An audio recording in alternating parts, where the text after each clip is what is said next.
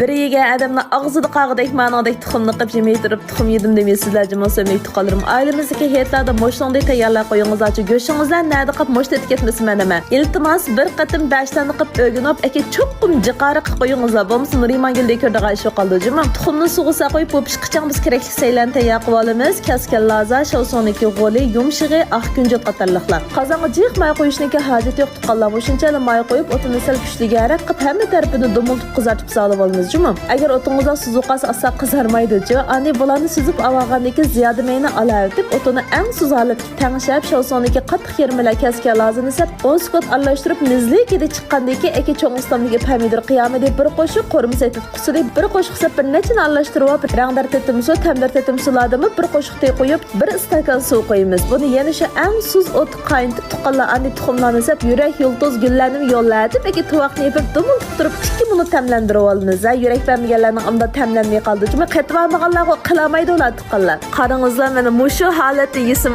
ajoyib peyzajim. Aqida cho'ng'istamdagi kebab tetqisida yermini sab, oq kunjut bilan shovsonimiz sab 1 minut aralashtirib olamiz. Cho'qqum shinnilari, darmanlari tuxumga yaxshi chaplashqayjimo tuqqanlar teg'mi tamlik bo'ldi. Ana taqsimizga chirayliq tizib avag'anlik shinnillarni yana zoyqalavatni ustiga to'kib qo'ysangiz hali tayyor bo'ldi. Ajoyib mazziqjimo tuqqanlar. Mening bir xatoligim buni oz qo'yganim. Bir odamga bittan bila takagab 2 dimi taymadi. Hammasi og'zini yalab qoldi bolalarım. Qilgandagi Nurimangil rahmat aytishni qat'iy unutqanmizlar. Juma, xayr xo'sh.